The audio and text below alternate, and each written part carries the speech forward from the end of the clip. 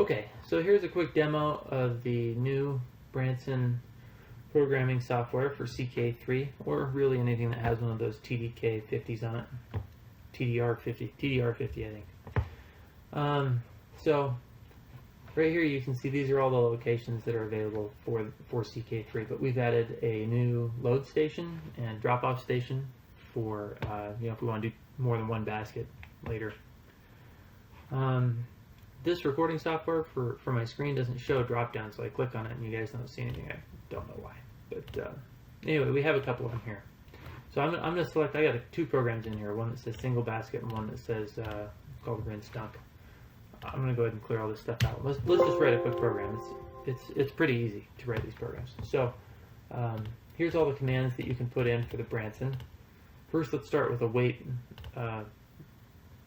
for push button, which is basically just wait until the user goes over and pushes the button right on the TDR. We can set up the axis speeds here. So maybe we want X to be walk and maybe Y to be run. We want Y to go really fast. And let's go pick up this basket. So to pick it up, for the X-axis, there's two locations per station. So if I go to load station 1, and I don't want to have these forks right over the basket, you can go to the drop-off location. So we'll be just to the left of that, and then we can come down, and then right under it where this drop-off is unchecked. And now we can pick it up, so we'll be right underneath it. So we'll send Y back home, which is at 4 all the way up. And then let's take X and we'll go over the wash station. What the hell? Yeah, let's just go to the rinse station, right? It doesn't matter.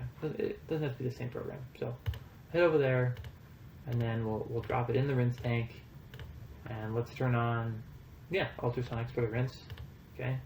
And then let's add a dwell for, 30 seconds. I don't care. When you do the dwell, when you're simulating this in this section, it'll only actually dwell for 5 seconds, but it'll show you how long it's supposed to dwell for right here in this button. You can see all the commands as we go. So the last thing we did was dwell.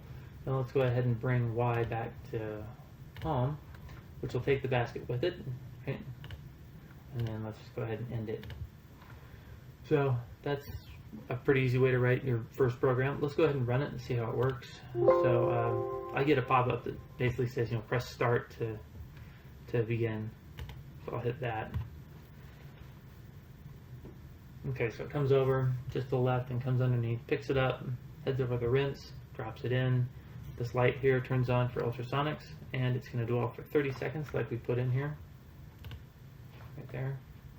Should come back out, turn the ultrasonics off, and then so we're done. So I have one in here now for single basket. So this is the program that I think is running on the machine now.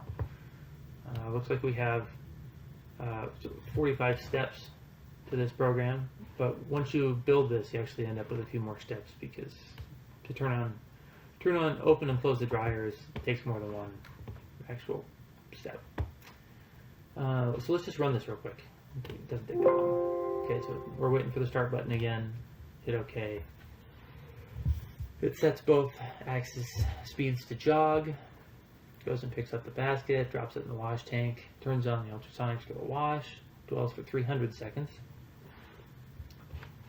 And then here and watches as it goes. Comes back up. It waits for 10 seconds just for the soap to drip off. And then we can head over to rinse 1. Drops it in there, turns on the ultrasonic rinse, dwells for 180 seconds, comes back up, goes over to rinse 2. Oh, and we close the dryer lid because we want it to preheat. So it's preheating the dryer. We wait here 180 seconds, come back out, open the dryer, and we have to wait 10 seconds for the lid to actually open so it will wreck into it. Come on over into the dryer, and we'll leave it there. So we go back to the drop-off location, come back up, go over to rinse 2, close the dryer lid, and then we wait here for 300 seconds. So right now it's actually drying. Okay, so we open the lid now, wait for the lid to open, come over to the drop-off, come down in, go over to actually pick it up, bring it up, go over to the drop-off 1, come down, move out of the way, come back up, and then clear. So now that we've done all that, once that's finished, you can use this build program. This actually builds the text file that you'll send to the Branson. I thought about this for a while. We can actually send it from this program, and it would work fine now. But there used to be a really good serial ActiveX control for COM applications like Excel and Access and Word. And then Windows 7 came along, and they broke it. You had to download something else in order to make it work. It still works in Windows 10, but I haven't checked Windows 11. And what I'm thinking is, if you end up keeping CK3, this is going to be a problem later, or we'll have a new operating system and then the software doesn't work. So it just makes more sense if we just build a text file, you use your terminal editor of choice, and send it over to the Branson that way. The settings should be 9600, 8 data bits, no parity. Stop bits doesn't really matter, but one stop bit is fine. And you have to have hardware handshaking on, and make sure that when you send a carriage return, you also send a line feed, carriage return line feed, and that should get you going. So anyway, I'll get you the program tomorrow, and we can play with it and try it out. Hopefully everything works out great. Thank you.